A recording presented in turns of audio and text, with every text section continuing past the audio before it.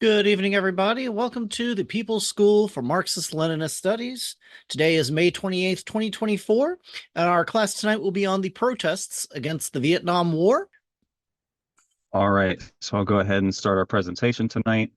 Of course, our class is on the protests against the Vietnam War. It's a class that we felt was timely, especially with the protests in regards to Palestine today and other anti-war activism, to go and revisit this time period and explore the different tactics and forces involved. So what we're going to be learning today is about the protests against the U.S. military intervention in Vietnam from 1964 to 1965, the various forces involved and tactics that were used, and the role of the New Left, which was birthed from Students for a Democratic Society, or SDS, which is going to be a big part of this class. So keep an eye out for when that group is mentioned. And I'll just go ahead and start with a background section, just to give some context on Vietnam and the protest movement.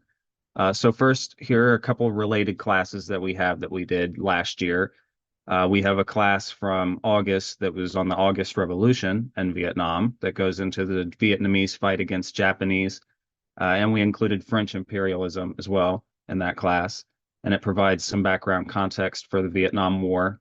And then in our History of U.S. Imperialism series, our Height of the Cold War class partially delved into the history of the American intervention in Vietnam and the stages of the war itself.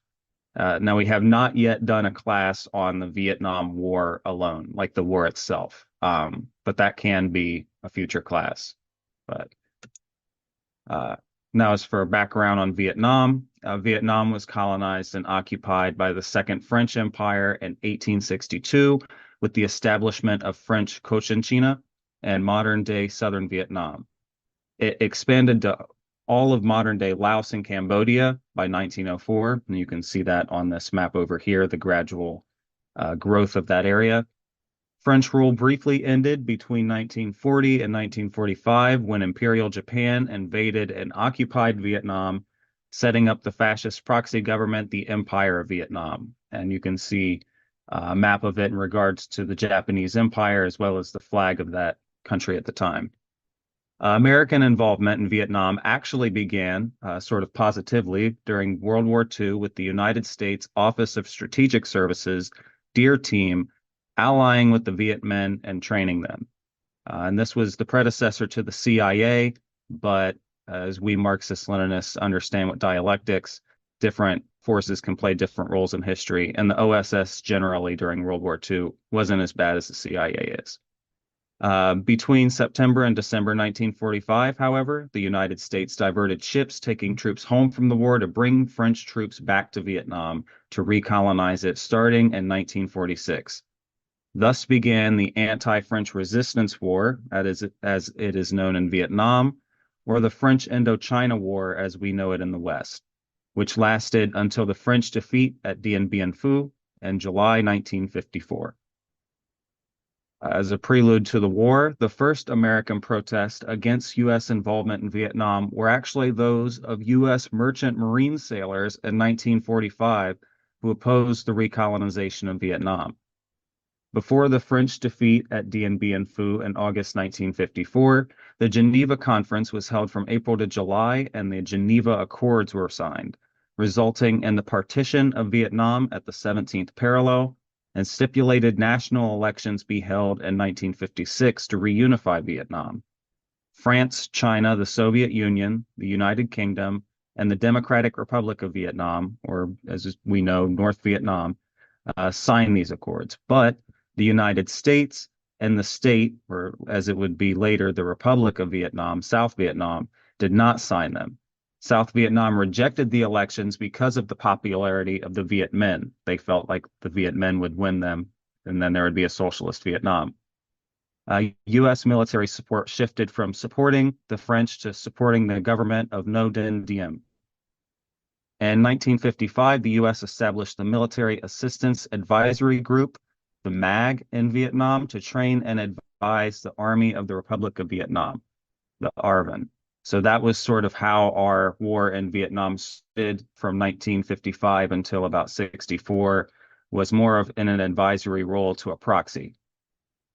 And so the first decade of the Vietnam War, In 1954, following the French defeat at Dien Bien Phu, Quakers began to protest the war via the newspapers as the American Friends Service Committee, or AFSC.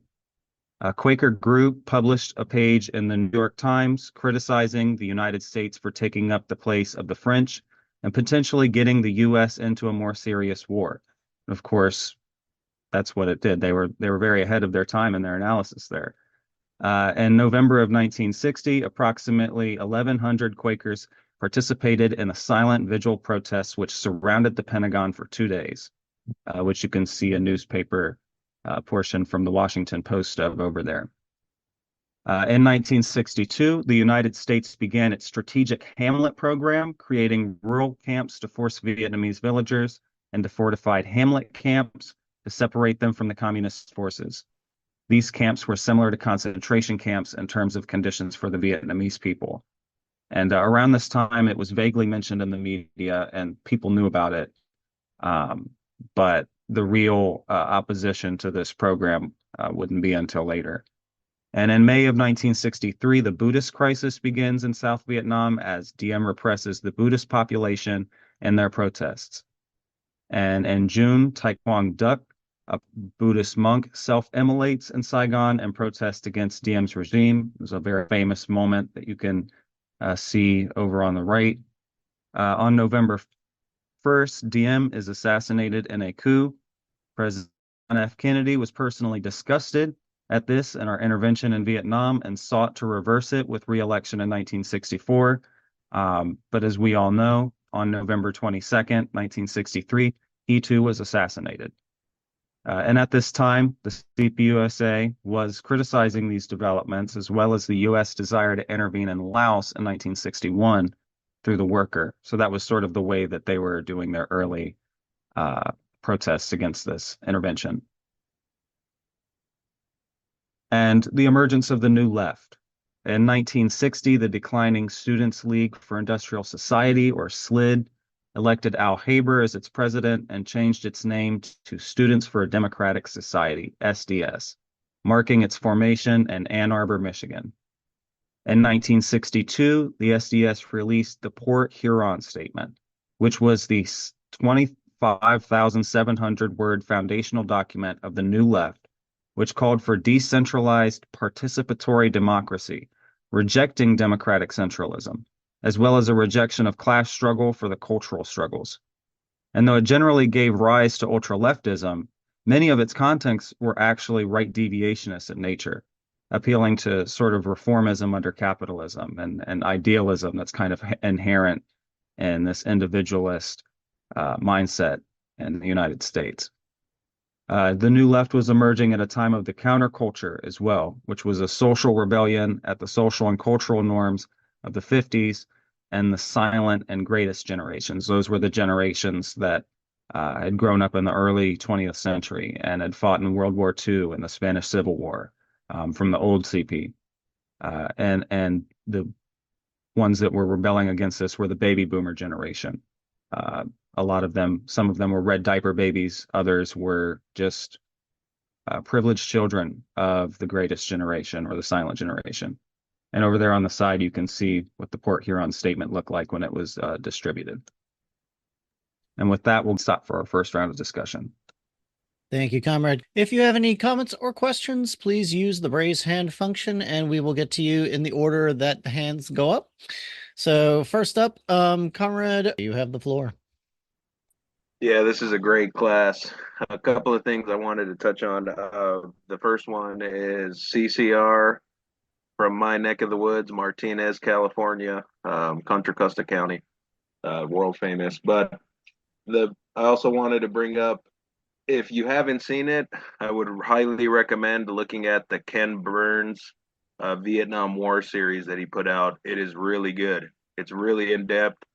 You can find it online for free, and if not for free, then contribute to PBS, and you can get it on pbs.com. Thank you, Comrade Robert. Comrade, you have the floor. Go ahead. Yeah, the Pentagon was also horrified, or it might have been, it was one of the State Department buildings, but there was another guy, I think it was a white guy actually, who self-immolated in front of and one of the secretaries, it was in front of, he stood up on a fence, and it was near the where the one of the defense ministers was looking at him, looking out the window at him when he self-promulgated, and he was apparently horrified and scarred by it for the rest of his life. So I'm kind of glad about that because yeah, he deserves it. Thank you, Comrade Chandler. Comrade, you have the floor. Hi. Yeah, I was curious. Can the panel of experts here comment on whether or not the Congress of Cultural Freedom had any hand in shaping the New Left? That's a narrative I've heard before, and I haven't done the research I should. So I was curious if your experts could comment on this. All right. Comrade Angelo or Cameron, would you like to respond real quick? Yeah, I can try my best to give it some justice. So the Congress for Cultural Freedom was supported by the early CIA. They were basically sort of a think tank, from what I understand, that were trying to give this sort of third thing between the state narrative and the communist narrative, the socialist narrative that we were building in the United States. And a lot of the new leftists that rejected the old left, that rejected embracing the Soviet Union and the Bolshevik tradition, saw this as sort of their platform to develop their sort of critical theory and whatnot. And it also has to do with Herbert Marcuse and the Frankfurt School and this sort of new left thought that emerged there that was pretty anti-Marxist, actually. 60 seconds. But I'm sure that there's a comrade here that can give a better explanation than I can. That's just my knowledge that I have. Thank you, Comrade. Comrade Secretary Emeritus Angelo, you have the floor. Go ahead. Yeah, I'm surprised how much Cameron hit it on the head when Cameron wasn't even probably born at that time. But she hit it on the head. It's amazing. That was my baptism, the Vietnam War, into the whole communist movement. It was the Vietnam War that brought me into the peace movement. The peace movement brought me into the communist movement, etc. But a couple of things you should know. The Viet Minh were the communists. Later, they became known as the Viet Cong from the Americans. That's the Vietnamese communists. The Vietnamese called that. They didn't call themselves Viet Cong. Some of them did. They called themselves VC. But most of them called themselves NLF, National Liberation Front, the NLF. These were not North Vietnamese. These were South Vietnamese 60 who seconds. wanted to unify the country. And in my opinion, they used Ho Chi Minh as a force to do that. A book by Eisenhower, you got to get a hold of. Eisenhower, our president. It's called Mandate, Mandate, Mandate for Change, written in the, I think, the late 50s. He goes into the whole thing of the Vietnam War. 90 seconds. And he says, the president of the United States says in his book that they didn't have the elections because the Vietnamese communists would have won. And this is the president saying, okay? So from the very beginning. The other thing is that, and later on I want to tell about the New Left, but the New Left was there because the old left was underground. We were underground during the McCarthy period. So we could not come out and organize. So it gave a vacuum. The vacuum was filled by people who claimed they were Marxist. 2 minutes. And in reality, they were actually semi-Marxist. So that's all. Thank you. Thank you, Comrade Angelo.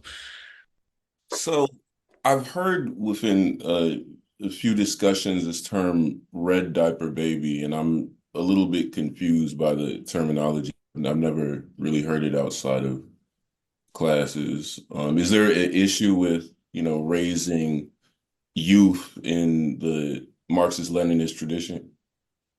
Red diaper babies is a term that was used by a lot of people on the left.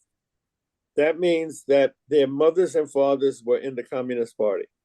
So we call them red diaper, because diapers, children. They usually went one of three ways. They usually followed their parents into the party, and a certain percentage did that. A larger percentage rebelled. When they rebelled against their parents, they rebelled against their parents' ideology, their parents' worldview. And so they became ultra left.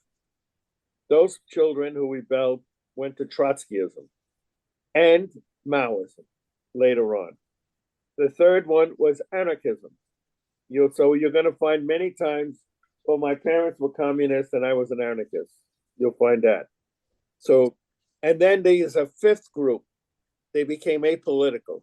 60 seconds. They hated politics because their mothers and fathers were not around when they felt they needed them. They were out at the subway station in the morning, giving out the Daily Worker, giving out Band the Bomb in the 1950s.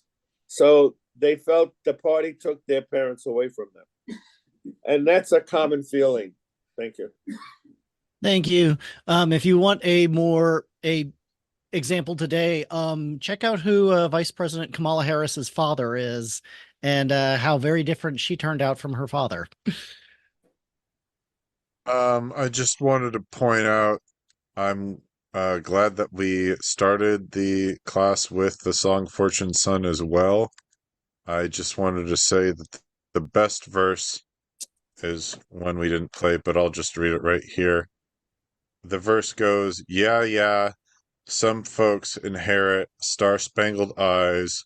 They send you down to war, Lord, and when you ask them, how much should we give?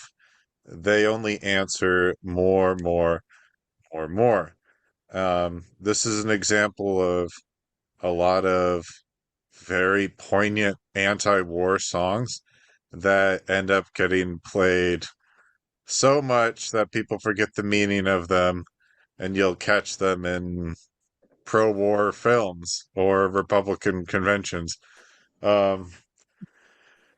Another example of this is Born in the USA by Bruce Springsteen, which is also essentially an anti-war song because it's about how working class people in America basically are kicked like a dog since the day they are born, and then they're sent to fight wars, and then they come back and they can't even get a job.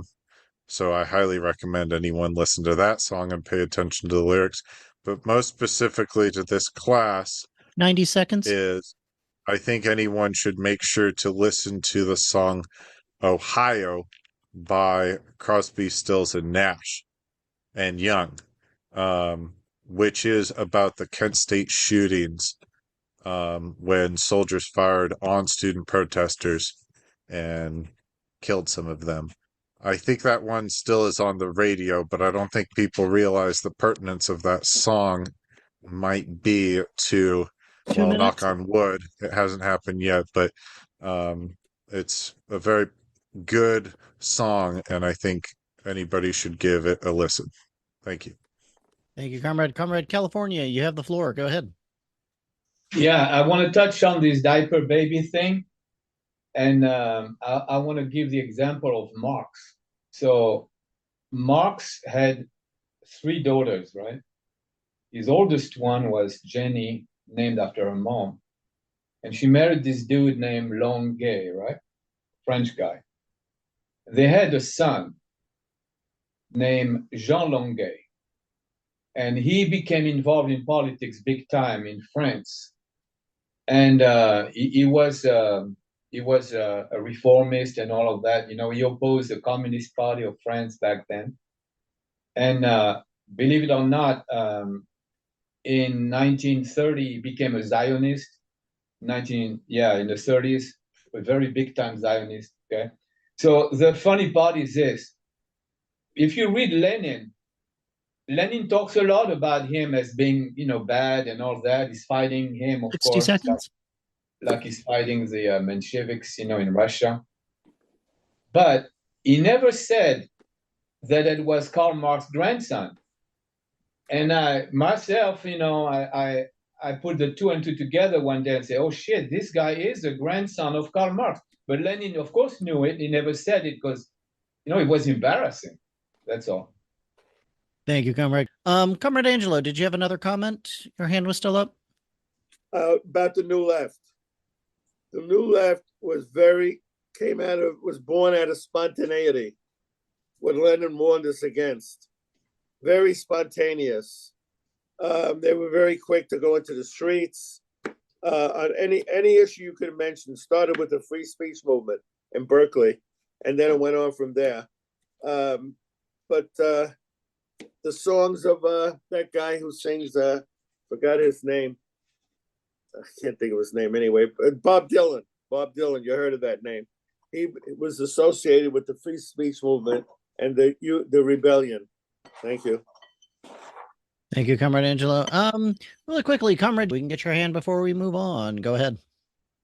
Yeah, I'm still questioning the validity of that red diaper baby term, because you have a Kamala Harris who had socialist parents, and then you can have a Kim Jong-un, one of the greatest general secretaries of all time. Like, apolitical, reactionary, or revolutionary, like, that's anybody.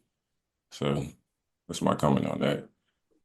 I think the term kind of goes with the American communists, though I could be mistaken on that.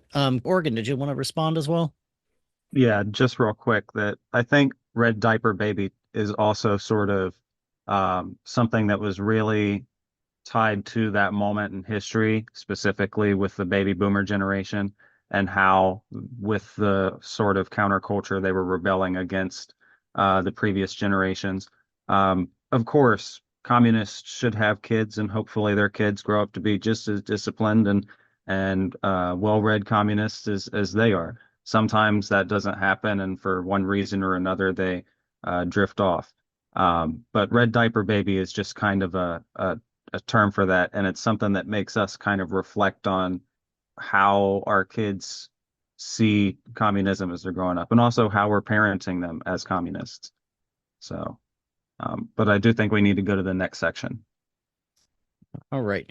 So if you have your hands up, please keep them up. We'll get to you in the next section. And so our next section is about the protests beginning in 64, 67. You have the floor. Protests begin 1964 to 1967.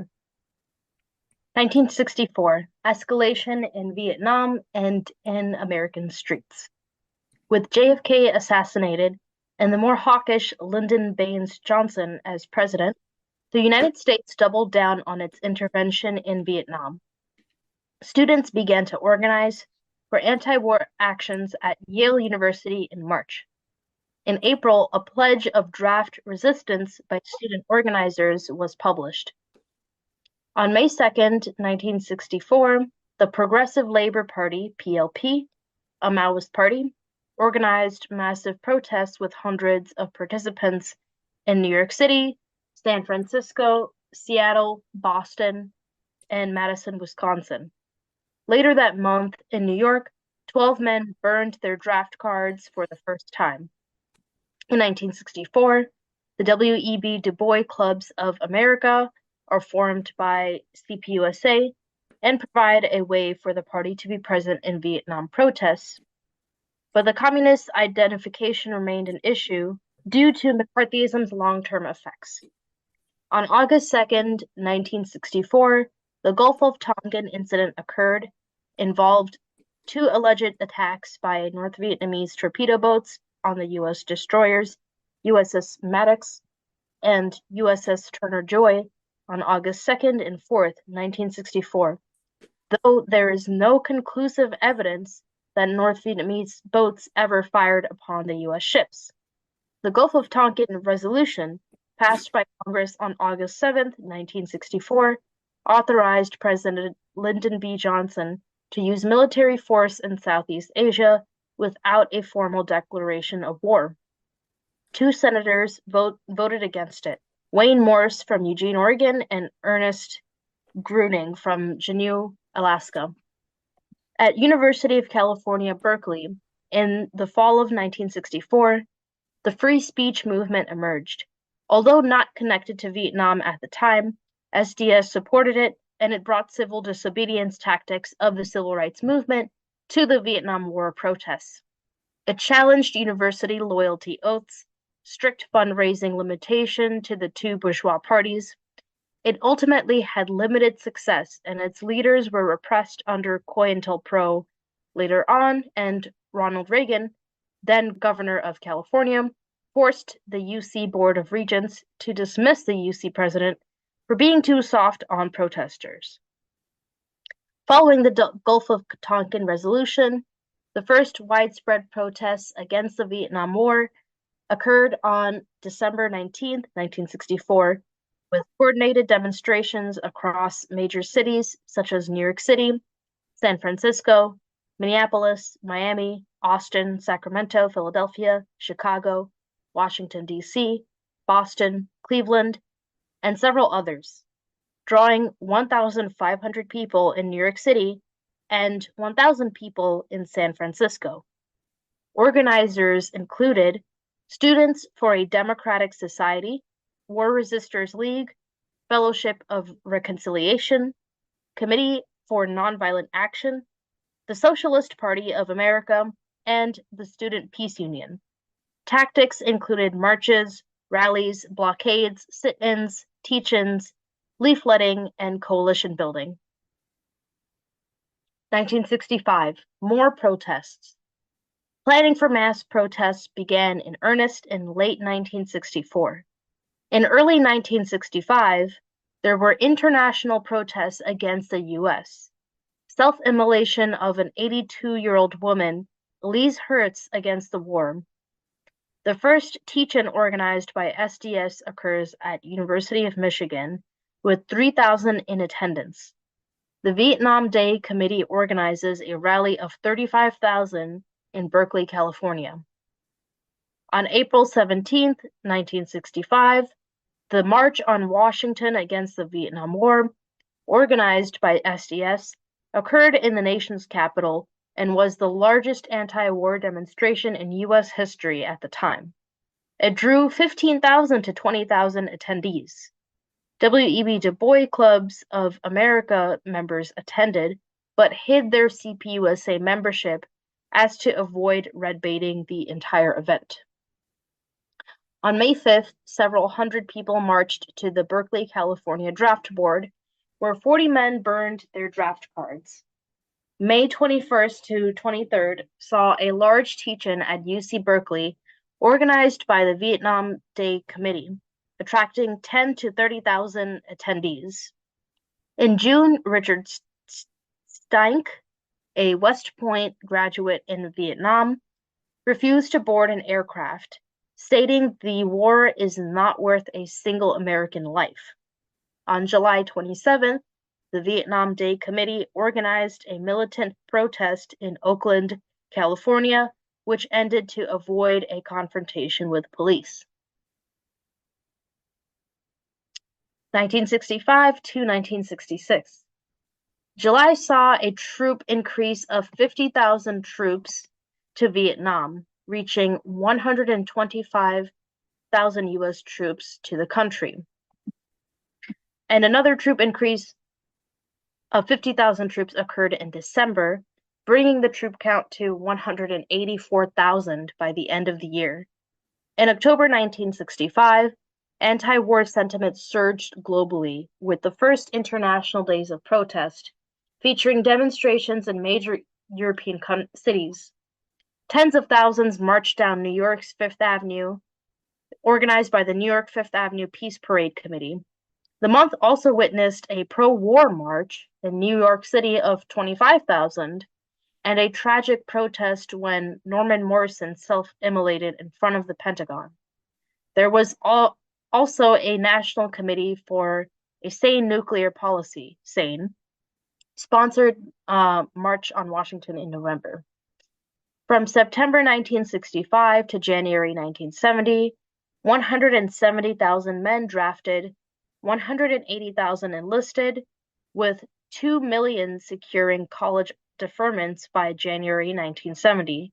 In early 1966, local artists in Hollywood construct a 60-foot protest tower on Sunset Boulevard, and March 25th to 26th marked the second days of international protest, organized by various anti-war groups drawing 20,000 to 25,000 demonstrators in New York City alone, with additional protests held in major U.S. cities and abroad. In spring, clergy and laymen concerned about Vietnam was founded. On May 15th, the March Against the Vietnam War, led by SANE and Women's Strike for Peace, has 8,000 to 10,000 participants. Muhammad Ali refuses military service, citing opposition to the war and racial inequality, and is sentenced to 5 years in prison, later overturned by the U.S. Supreme Court. In July 1966, 3 working-class draftees, James Johnson, an African-American, Dennis Mora, and David Samas, refused to serve in Vietnam and were court-martialed. Mora was a member of the Du Bois Clubs, and Johnson subsequently served as an editor of the Daily World. They were known as the Fort Hood Three, and their repression mobilized thousands, including hundreds in Times Square. In summer, 6 members of the Student Nonviolent Coordinating Committee, SNCC, invade an Atlanta induction center, leading to arrests. Over 4,000 demonstrate outside the U.S. Embassy in London, resulting in scuffles and arrests, and from September 10th to 11th, the first National Anti-War Mobilization Committee is established, later becoming the Spring Mobilization Committee to end the war in Vietnam.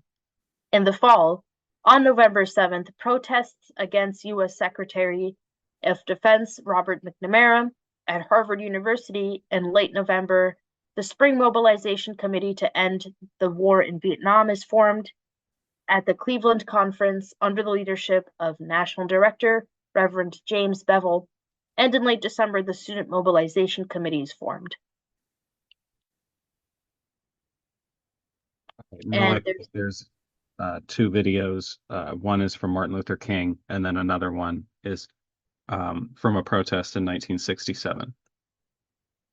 There's something strangely inconsistent about a nation and a press that will praise you when you say be nonviolent toward Jim Clark, but will curse and damn you when you say be nonviolent toward little brown Vietnamese children.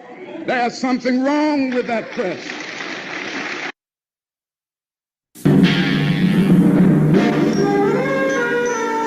Anti-war demonstrators protest U.S. involvement in the Vietnam War in mass marches, rallies, and demonstrations. Central Park is the starting point for the parade to the UN building. The estimated 125,000 Manhattan marchers include students, housewives, beatnik poets, doctors, businessmen, teachers, priests, and nuns. Makeup and costumes were bizarre.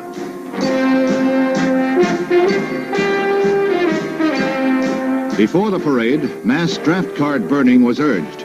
Demonstrators claimed 200 cards were burned, but no accurate count could be determined. Reporters and onlookers were jostled away on purpose.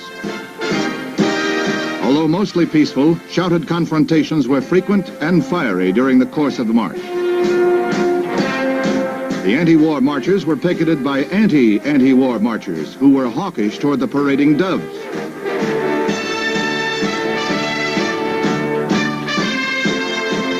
Civil rights leader Martin Luther King leads the procession to the United Nations, where he urges UN pressure to force the U.S. to stop bombing North Vietnam.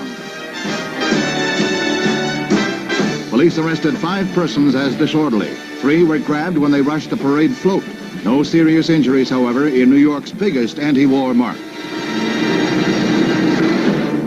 A companion peace demonstration brings out 50,000 marchers in downtown San Francisco. They parade 2 miles along Market Street, pacifists and hippies together. Gigantic Kezar Stadium holds the mass rally, where anti-war songs and speeches trigger a short scuffle between pro and con factions. No one was injured. Both demonstrations were sponsored by a loose coalition of left-wing, pacifist, and moderate anti-war groups. President Johnson, meanwhile, let it be known that the FBI is closely watching all anti-war activity. In Rome, a peace demonstration ironically erupts into violence near the U.S. Embassy along the glamorous Via Veneto. Police, alerted to possible trouble, stopped the marchers just short of their goal, and then the march turned into a riot. Peace placards, cafe chairs, and fists flew in all directions. The next phase, a sit-down protest, But Rome police and firemen, too, had a solution. A solution, H2O, applied freely and under high pressure by the Rome Fire Brigade. The strong water jets bowled over demonstrators one after another. They dried out in the pokey. It took police 1 hour to break up the mob. 33 rioters were arrested. Internal drama in the Eternal City. 1967. In late 66, the situationist anarchist affinity group, Up Against the Wall Motherfucker, was established and would go on to be a violent, ultra-leftist force that condoned terrorism, assassinations, and reckless vandalism. The phrase would become popular among many militant New Left radicals. April 4th, Martin Luther King Jr. delivers his famous Beyond Vietnam, A Time to Break Silence speech at Riverside Church in New York City, denouncing the war's devastation and urging immediate cessation. April 15th, the National Mobilization Committee to End the War in Vietnam, the MOB, organizes a massive anti-war demonstration in New York City, drawing over 400,000 attendees, including speakers like Martin Luther King Jr., Harry Belafonte, and Dr. Benjamin Spock. June 1st, Vietnam Veterans Against the War is established, inspired by a group of veterans who met during the Fifth Avenue Peace Parade and subsequent peace demonstration in Washington, D.C. June 23rd, The Bond, the first GI underground paper, is established, providing an outlet for dissenting voices within the military. Summer of Love, 67 sees nearly 160 racial riots around the U.S., making Vietnam protests hit sidelines until they subsided. October 16th, the MOB organizes a day of widespread war protests across the U.S., marked by the burning of 1,400 draft cards. On the 22nd, there was the March on the Pentagon, is organized by the National Mobilization Committee, drawing 100,000 to the Lincoln Memorial before proceeding to the Pentagon, with some engaging in acts of civil disobedience. December 4th, National Draft Card Turn-In takes place in San Francisco, with 88 draft cards collected and burned in protest. December 4th to 8th, Stop the Draft Week demonstrations in New York City led to 585 arrests, including that of prominent activist Benjamin Spock. December 20th, 7th year of the Viet Cong is celebrated in Sweden, marked by violent clashes in Stockholm and other Swedish towns by ultra-leftists. We have just one more newsreel before a break for discussion.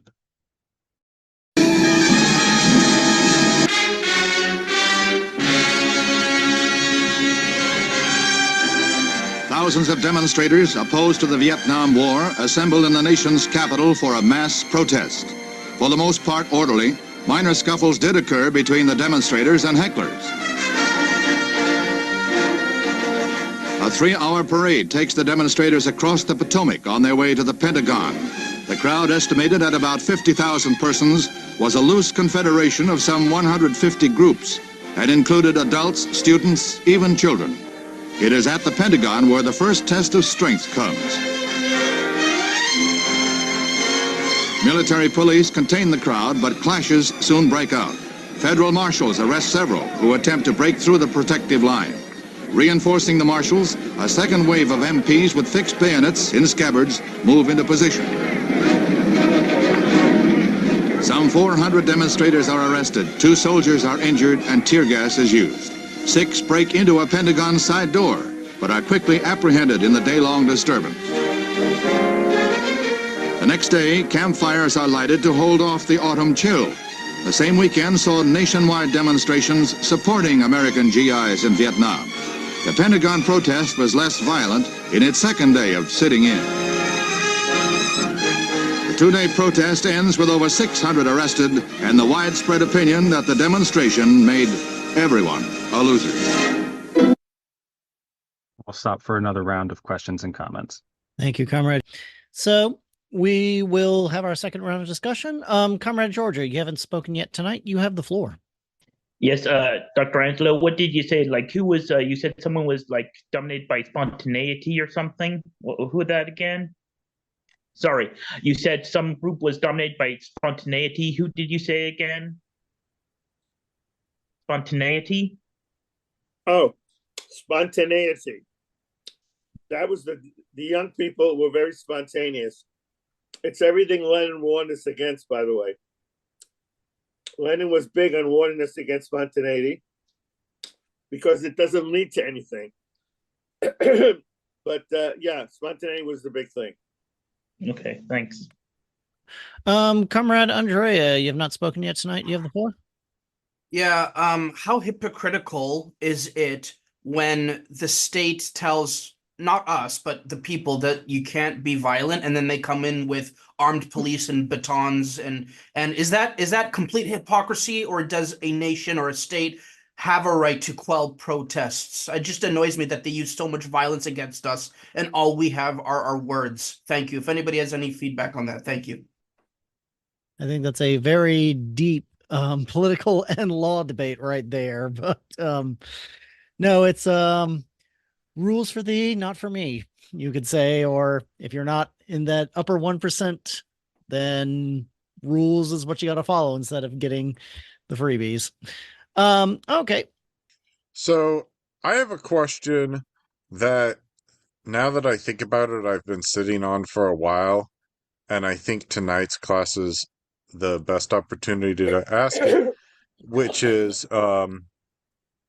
when the GIs came home, they were not well received, is basically the predominant narrative about this conflict, especially when in the Iraq War, it was a different time.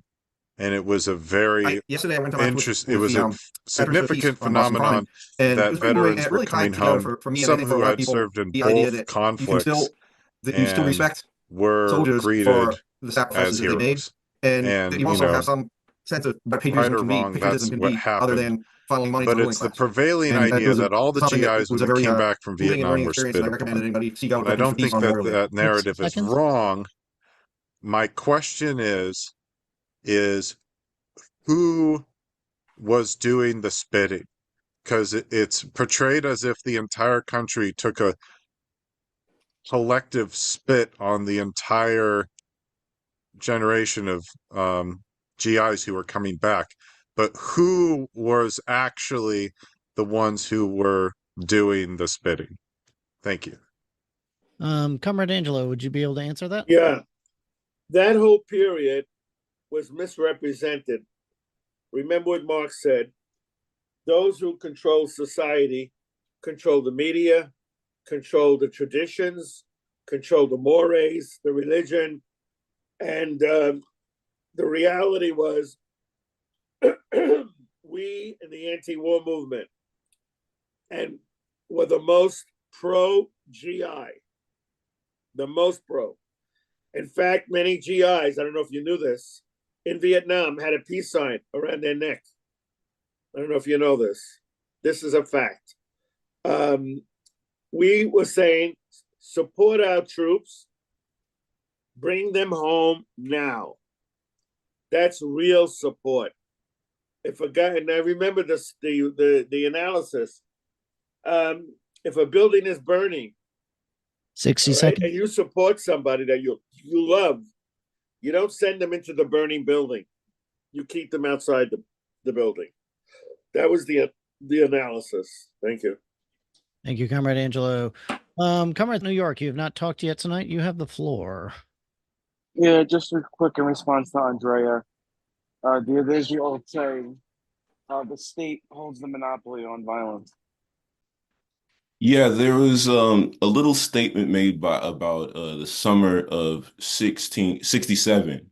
And this wasn't a spontaneous action. In fact, Black Panther Party, which was mostly made up of Vietnam vets who learned not only about, the racism that they faced, the neocolonialism and the state repression they faced at home, but abroad, the, imperialism that was going abroad, galvanized these armed, educated Black American people to create, still to this day, generations later, the most popular socialist communist movement in the United States of America that a lot can be learned from. Not perfect, of course, obviously they're not around to this day, but it wasn't simply a spontaneous action. This mass action was galvanized and guided by a specific political seconds. movement party. Thank you, Comrade. Comrade, to the floor.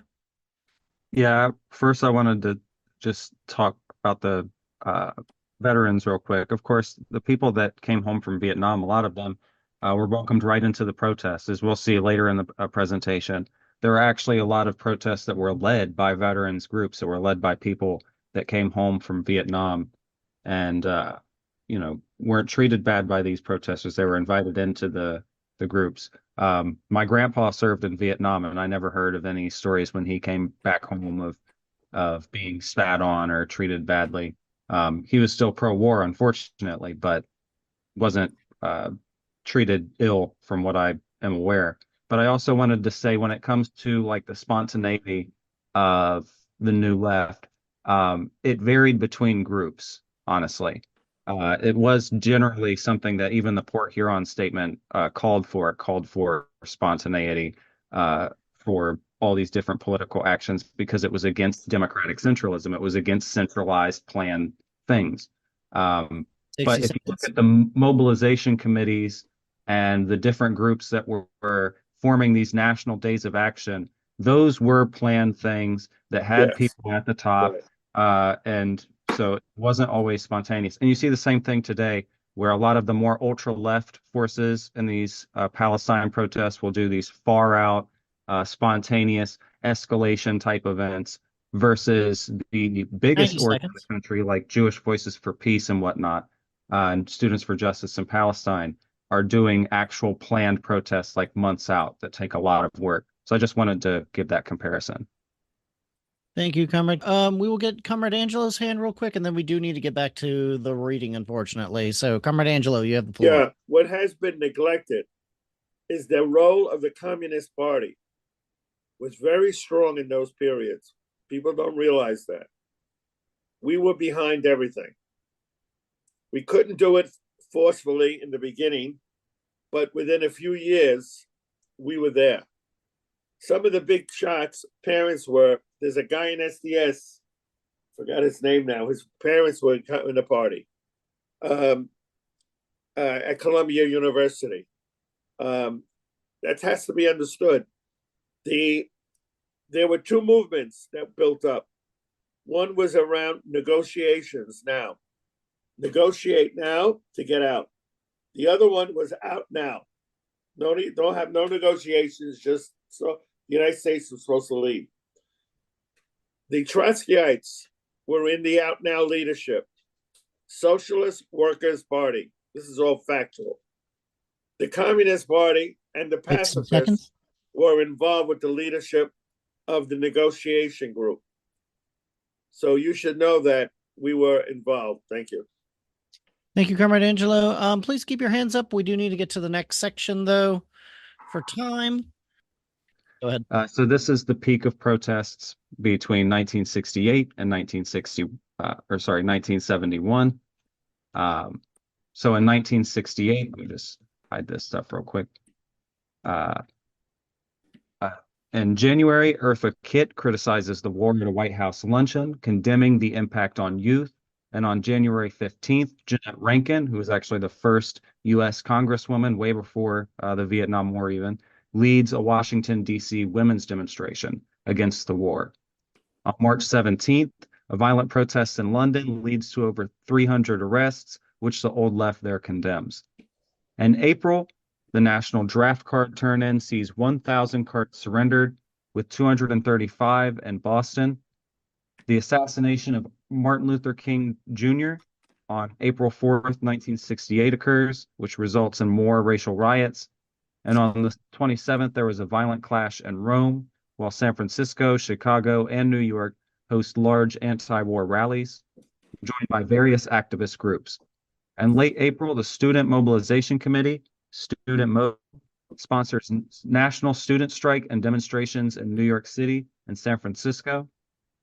Then in the election of 1968, the CPUSA actually ran Charlene Mitchell for president, who was the first Black woman to ever run for president, and Michael Zagarel for vice president. And their platforms, of course, aligned with the anti-war movement. As you can see above, there's a picture of Michael, Gus Hall, and Charlene Mitchell in 1968. In May, protesters occupy 5 buildings at Columbia University, with Students for a Democratic Society and Student Afro Society, SAS, at the lead, though they would come into racial tensions with each other during the revolt. Meanwhile, FBI launches COINTELPRO campaign against the New Left, and an agricultural building at Southern Illinois University is bombed. In June, the assassination of Robert F. Kennedy happens after the California primary victory. It was an anti-war hope for many. And later that month, the Student Mobilization Committee fractures, SDS encounters incredible internal strife, and fails to endorse the national mob call to protest the DNC convention. And on August 28th, there was the Democratic National Convention in Chicago, which was marked by protests and police violence, which becomes an infamous moment in the Vietnam War era and coins the term, "the whole world is watching."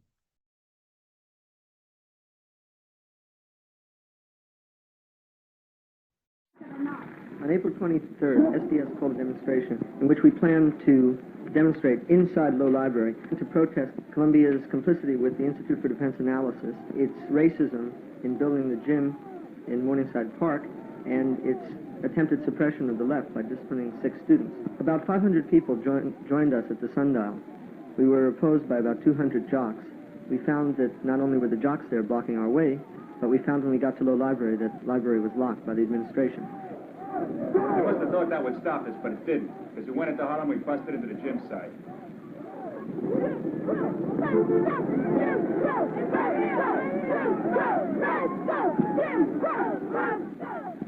The pigs called in reinforcements.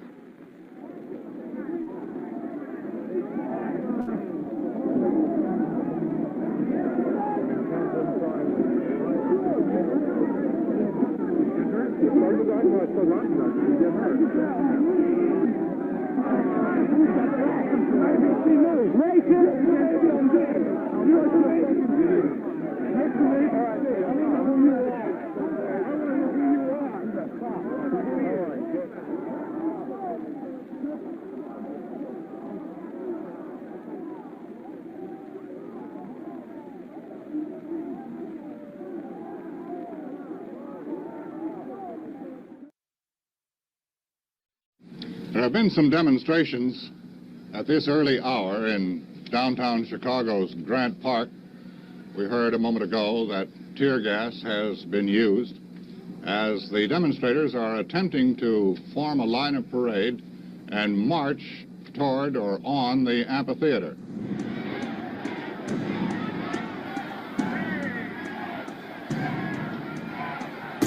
Some of the demonstration leaders saying, keep your cool.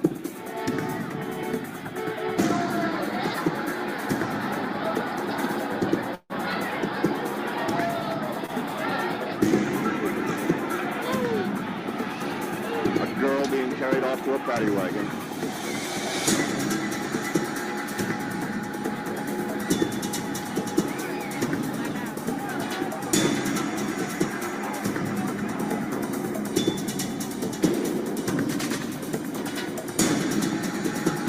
Into the crowd at the corner of Belleville and Michigan. There are, now and then there was another one, a bottle being thrown by the crowd. And the police clearing off the sidewalks in front of the Hilton.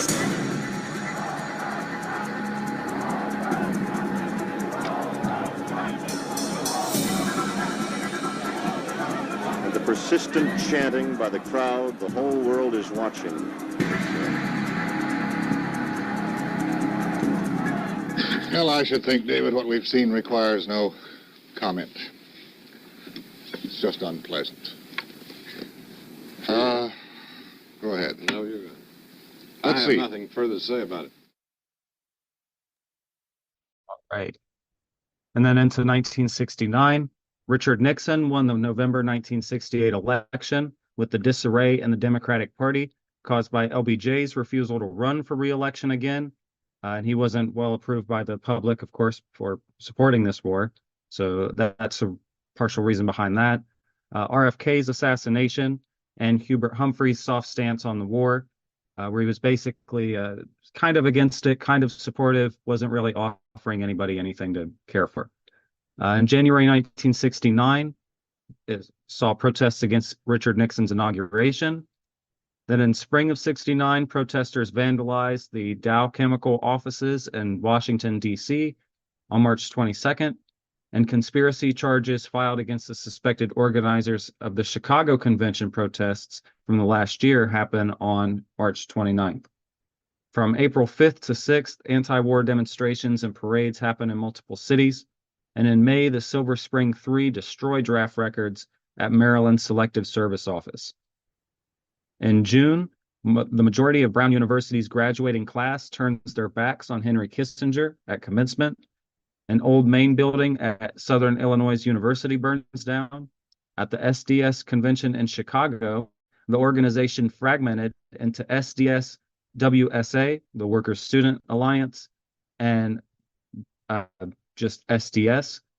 The Workers' Student Alliance aligned with the Progressive Labor Party and gained a majority of delegates, while the Revolutionary Youth Movement faction split into Revolutionary Youth Movement 1, Weatherman, and the Maoist Revolutionary Youth Movement 2, which would later give rise to the RCP.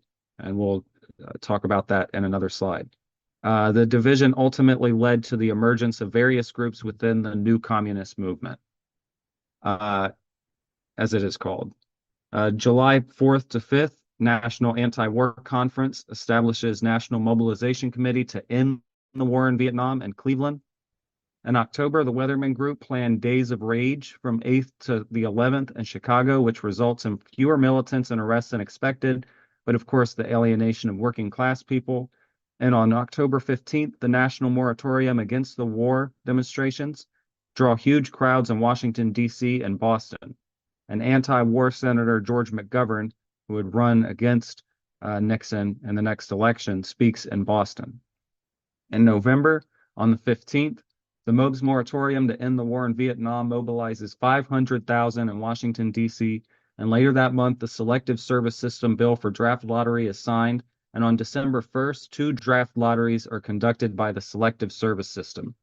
In this month, Seymour Hersh publishes his article detailing the My Lai massacre of early 1968. And this was a full almost year and a half after this massacre, but it didn't hit the American mind any less hurtfully. On December 7th, the Fifth Dimension performs Declaration on the Ed Sullivan Show, advocating for the right to revolt against despotic government. Then 1970 comes along. This is the height of tensions.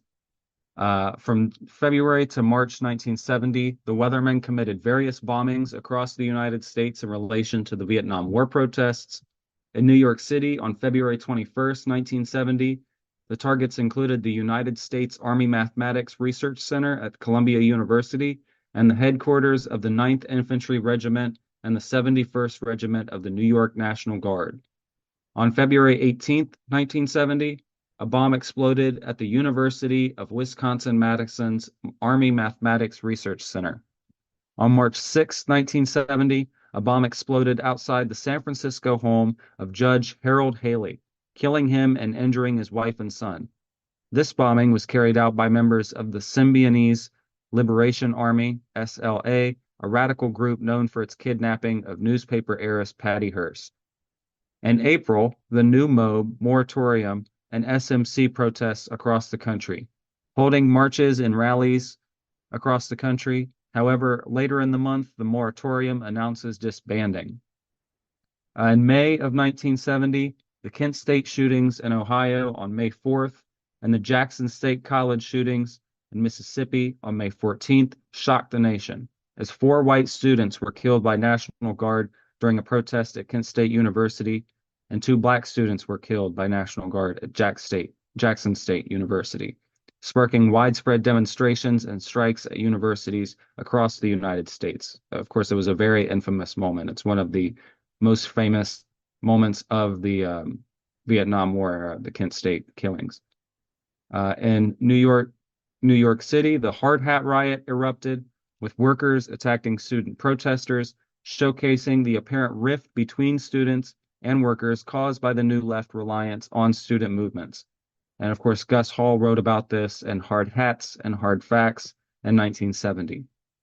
Internationally, over 100,000 people rallied in Melbourne, Australia, while in Washington, D.C., 75,000 to 100,000 demonstrators protested the Kent State shootings and the Nixon administration's incursion into Cambodia. That month also included another pro-war demonstration at Wall Street, of all places, attended by tens of thousands. In August, at the University of Wisconsin-Madison, the Sterling Hall bombing aimed at the Army Math Research Center misses its target, and a Ford van packed with explosives hits the physics laboratory and kills a young researcher, Robert Fastnacht, and seriously injures others. Later in the month, the Chicano moratorium sees 20,000 to 30,000 Mexican Americans participate in the largest anti-war demonstration in Los Angeles. Police are attacked with clubs and guns and kill 3 people, including Ruben Salazar, a TV news reporter, and a reporter for the Los Angeles Times. And a brief newsreel on the Kent State shootings.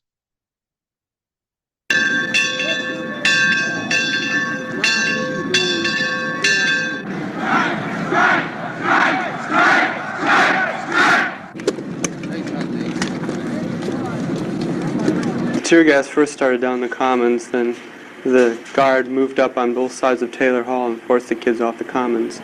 Then one group, I don't know how many there were, 50 maybe, perhaps more, perhaps less, moved down to the practice football field. After you feed them, then what will we do? Will you ask them to leave? They've got grievances, they've got demands, the demands on both sides. We have to talk. And then there were a whole lot of kids around them. A few kids were throwing sticks and stones, but that was only a handful, not more than 10, 15. And then the guard shot some tear gas up on the hill to disperse the crowd, and the kids picked it up and threw it back. We'll fly out. Start, we'll make a perimeter, a circle, right out in here. From the right, you move out. You start a big circle around here. You don't talk during a state of emergency, Mike. You know that. Come on. I'm sorry, but we'll I don't talk want as soon people as we shot. get this I don't settled want down. people shot on this campus, just as a citizen of this campus. Who wants people All shot? right, but they're sitting quietly. Okay, will you ask them to leave? This area immediately. Leave this area immediately. And all of a sudden I heard the shooting.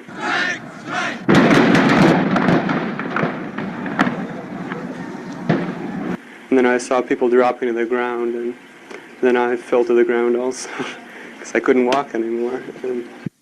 What the investigators have to determine then is whether indeed there was a sniper and whether the guard was justified in firing its weapons, or whether, as some people here believe, the guard, under the pressure of a rock-throwing attack, panicked and fired its weapons indiscriminately, killing 4 people.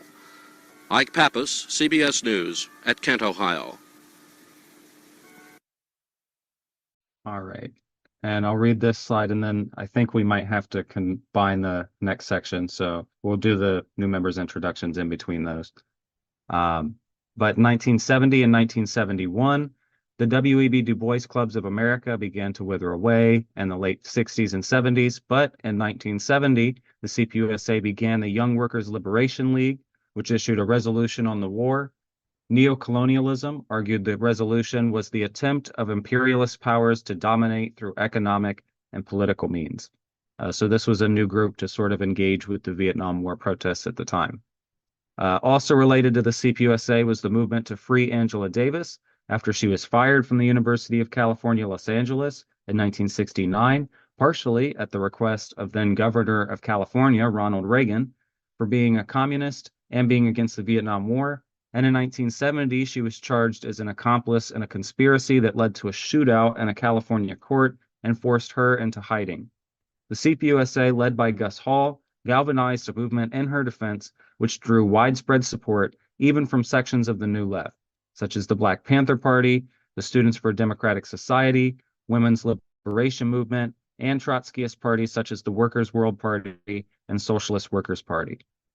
In 1972, she was found not guilty by a jury, which wouldn't have been likely without the CPUSA's massive campaign around it, which also brought the CPUSA back into public attention somewhat, at least more than it had been in the 1960s. And then let me just move my meeting controls real quick. In March of 1971, the Weathermen Organization detonates a bomb in the Capitol building in Washington, D.C., causing significant damage. In April, the Vancouver Indo-Chinese Women's Conference draws nearly 1,000 women in Vancouver, British Columbia, while the Vietnam Veterans Against the War, VVAW, stage Operation Dewey Canyon 3 with 1,000 camping on the National Mall in Washington, D.C. The month also sees a peaceful Vietnam War Out Now rally in Washington, D.C., with upwards of 500,000 participants, as well as a large demonstration in San Francisco. And in May, the May Day protests attempt to shut down the government in Washington, D.C., resulting in over 12,000 arrests, the most in American history at a single event. In August, a group known as the Camden 28 raids a draft board in Camden, New Jersey, and in December, more VVAW protests occur across the U.S. And really quickly, we'll watch Gus Hall's campaign ad. There's no question we have the best program. Gus Hall, General Secretary of the Communist Party, is the Communist candidate for president. A former steel worker, he has been a union organizer and strike leader. And now, Gus Hall. Good evening. Tomorrow the votes will be cast and counted. The 1972 elections will be history, but the issues will continue to be with us. In the past weeks, we have seen a flurry of activity about peace in Vietnam. And frankly, it is still in grave doubt. As welcome as peace is, whenever it is achieved, the American people have a right to know why it has taken 4 years, the lives of 22,000 Americans, and 1 million Vietnamese, 13 million bombs, and $60 billion. Peace could have been attained the day Nixon was inaugurated. The basic proposals which the Nixon administration has now agreed to were proposed by the North Vietnamese even before Nixon was elected president. The only thing that has changed is that President Nixon now faces an election. After 4 years of escalated aggression and non-continuous reneging on terms he's already agreed to, how can anyone trust Nixon to carry out the agreement after November 7th? The fact is that whichever of the two candidates wins tomorrow, our country's problems will not disappear. 40% of the workers' wages will still go for taxes, while over a third of the big corporations will continue to pay no taxes at all. A third of our people will still be living in rat-infested slum housing. The elderly will still suffer neglect. Poverty will continue to grow like a slow cancer. The government will continue to pour billions of dollars into tanks, guns, warplanes, and bombs. The ugly specter of racist oppression, now fanned by Nixon's open racist appeals, will continue to poison and stalk the land. Wages of workers will sink even deeper into the Arctic wage freeze, while prices, taxes, and rents will continue to skyrocket. And you can be sure corporate profits will continue to set new records. The Republican and Democratic candidates have not presented any meaningful new solutions, and they never can, because they are hogtied to the system of corporate profits. Meaningful solutions must of necessity step on the toes of big business. Corporate godfathers always squeal when you make them pay the taxes.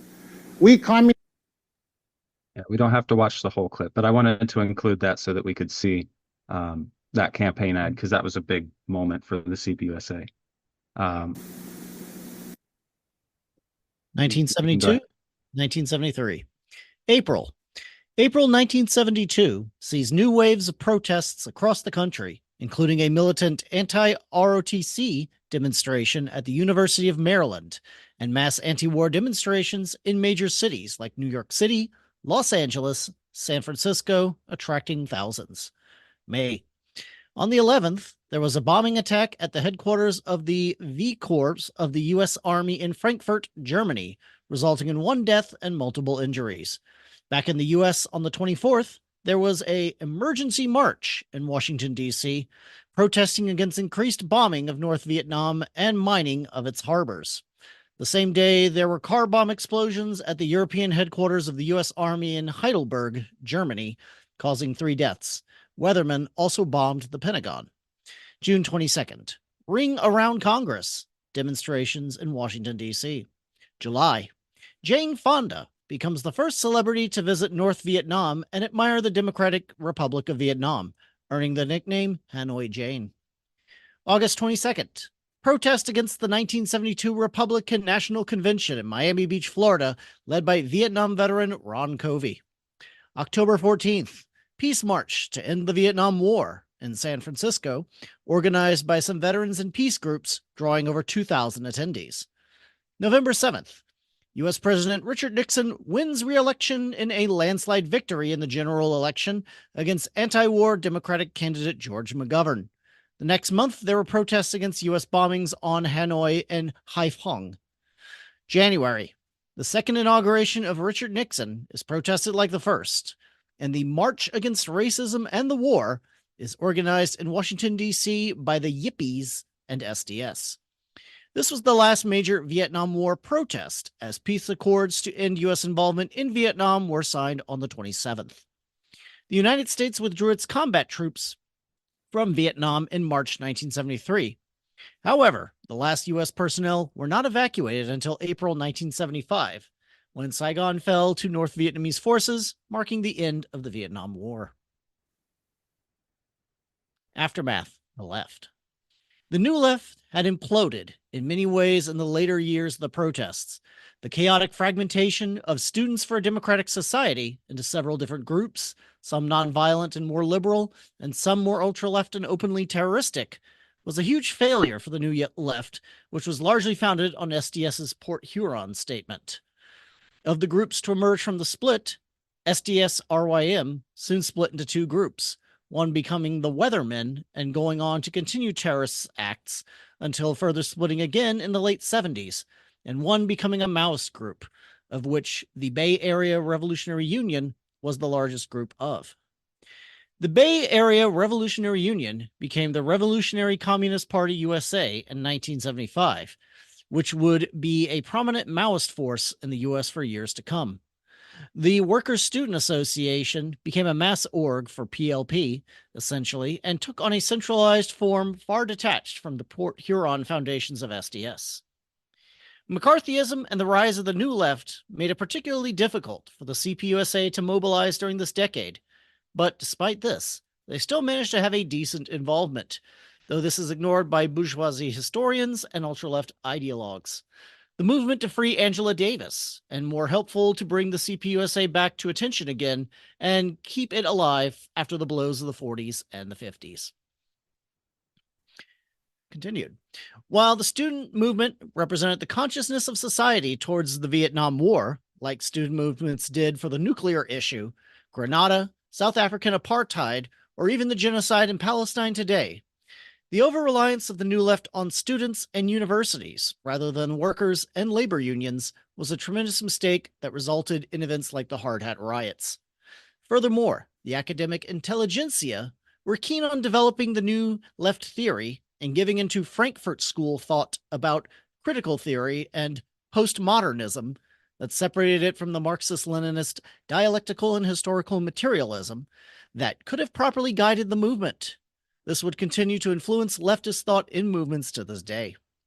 In the 1980s, many activists from the New Left became burnt out and disillusioned with leftist political circles, and either became inactive politically or became conservatives as Ronald Reagan became president, and the political climate of the United States became much more conservative. Many commendable activists stayed active in the CPUSA and other orgs, however, such as our PCUSA General Secretary Emeritus Angelo D'Angelo, who entered the party during the war and stayed with it until the 2010s, even well after prominent Vietnam-era figures like Angela Davis and Charlene Mitchell left to tail the Democrats and embrace New Left thought. All right, Vietnam protests and today. While the New Left introduced valuable tactics that can be used to this day, such as sit-ins, teach-ins, and other forms of civil disobedience, other actions sometimes alienated segments of the working class due to radicalism and disconnect from broader socio-economic struggles, as well as a lack of connection with the labor movement, which presents us with lessons to learn from today's struggles. The current genocide in Palestine and the Vietnam era share many similarities. The scale of the protests is already comparable, with tens of hundreds of thousands attending national events almost monthly. Some tactics and slogans such as university encampments, liberated zones, quote-unquote, teach-ins, and chants are being reused today. Media coverage of the war is also comparable, as social media feeds have brought us back to the kind of ugly but true war reporting Americans saw on TV at home during the Vietnam War. Once again, the student movement is leading the fight in the U.S. However, it appears labor solidarity is a bit better this time around. This class was done with the current protests in mind, to learn from our past and not repeat the same mistakes. All powers to the workers and students in the struggle for a free Palestine. And with that, we have a little bit of time to get our last section. Please try to keep your comments to 60 seconds. And we will go with those who have not spoken yet tonight first. So, Comrade Missouri, you have the floor. Go ahead. Okay, so this was talking about, we mentioned the summer of 1969, the Black Panther Party, and I think people know what I'm going to mention, but I highly suggest to read the book Strategy for a Black Agenda by Comrade Henry Winston, where he goes into the crisis of the Black Panthers, specifically how Huey Newton talks about this hard reality and how the people have rejected nonviolence as a movement struggle, or as a strategy. Instead, he talked about spontaneity and picking up the gun, out of all things. As he says, the racist monopolists have with their guns, that will protect us. And it was really not something that the Black people were calling for. Black people did not want guns.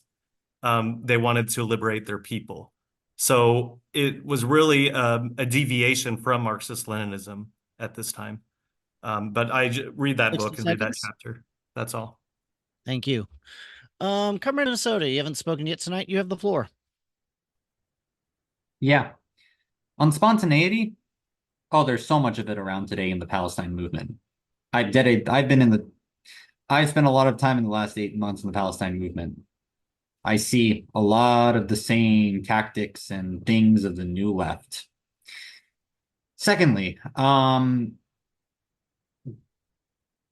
basically, there still are problems. There's still no tie to the labor movement as well. And one of the biggest problems, and people, what happens is they get involved, they come into the movement, and then they get to a point where they feel like they get burnt out, or they feel like politics doesn't really change because of the failed tactics, so they just become apolitical.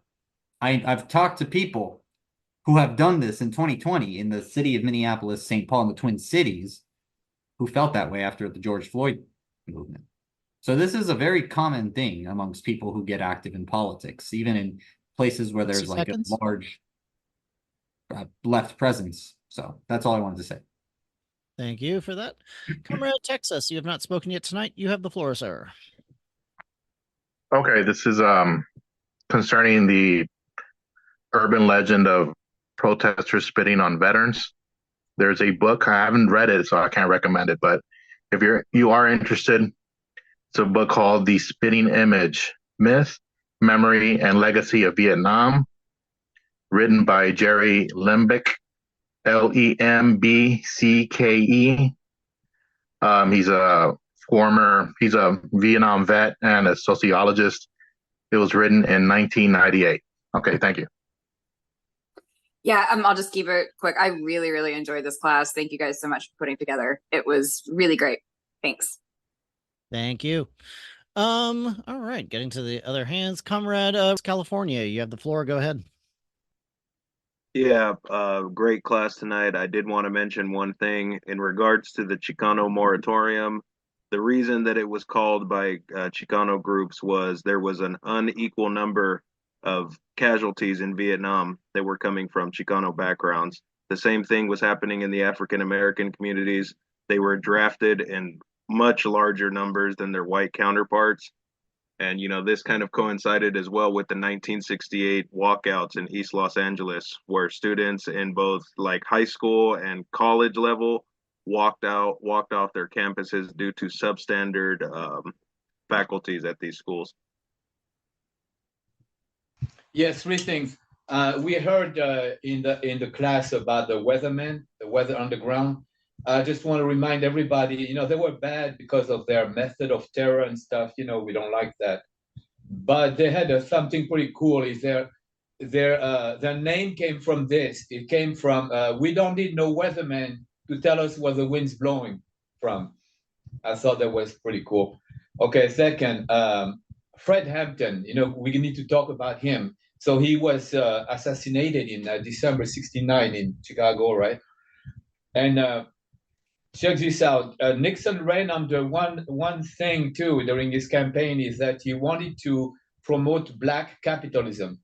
So Fred Hampton, who was the more proletarian and class-oriented wing of the Black Panther Party, not nationalist. And he answered, we don't need no black capitalism, we need socialism. You don't fight 60 seconds. Fire with fire, you fight water with fire with water, okay? And so that's why Nixon ordered his death, because what he did, he organized the very first Rainbow Coalition, which was a coalition of black workers, white workers, Hispanic workers. So it was proletarian, it was not racial, okay?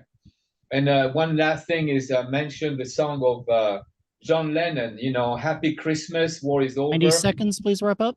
Yes, and that song became a hit worldwide for the December 1972 bombing ordered by Nixon over North Vietnam, where more bombs were dropped than during all of World War II. That's all. Yeah, real quick, throwing Black Panther Party into the New Left is a mischaracterization, explicitly Marxist-Leninist organization, repressed by the police violently without, Fred Hampton was mentioned. He was assassinated. He also denounced the weatherman's adventurous, violent movement, as well as the fact that Henry Winston's assessment on the strategy for a Black agenda was incorrect. Gun usage and violence is still so prominent within the Black community that there was a shooting up the street from me. Hey. This is all within the topic of just basically like the fact that that is not the history is just incorrect. The history is incorrect. It's by black black gun ownership is still a thing, and the state violence is still affecting us. Thank you very much. Comrade Ireland, Iowa, you have the floor. Go ahead. Yeah, I just wanted to comment that I really appreciated that last slide. I'm not particularly familiar with the group here, and so I was kind of getting the impression that there was a lot of criticism towards these new left movements, these more ultra left, adventurous kind of style of organizing. And I realized that at that last slide is that you definitely meant it as more of like a constructive critique of those movements, as opposed to like just saying that these movements were pointless or ineffective. You were trying to point out that there were flaws and that they were good natured, and I very much appreciate that clarification. Thank you. And Comrade, you have the last word. Go ahead. Yeah, I just wanted to speak a little bit on sort of the similarities between this era and now, and sort of what spurred us to want to make this class. I'm involved, like one of the comrades that's new here said, in the local coalition when it comes to Palestine. And I see this all the time. When I was researching this class, I found out so many of the terms that I hear come from this new period. Affinity groups, participatory democracy, horizontal alignment. A lot of you can find a whole lot of this in the Port Huron statement, and it doesn't work. And I see it not working locally in different ways, shapes, and forms. And there ends up becoming this infighting between like student movements and more radical groups The student movements have there's criticisms of them, definitely. A lot of them aren't very well organized and don't have labor connections. But a lot of the radical groups are wanting to do things that are past what the working class is ready for. And a lot of them just don't want to hear that, but a lot of them don't understand the history. And they also don't understand that the communist forces aren't where they were at in 1930s and 40s. And in Vietnam, we were still healing from McCarthyism. Now, we're on the up and up again. We're starting to rise again, but we're still dealing with the long-term effects of McCarthyism and the counter-revolution in USSR and all of the revisionist politics. So there's a reason why we're not quite as prominent as other forces are right now. But I think that we should always go out there with this history and with this critique of these new leftist movements and offer them an alternative that actually leads to a free Palestine and ending other wars. That's what I have to say.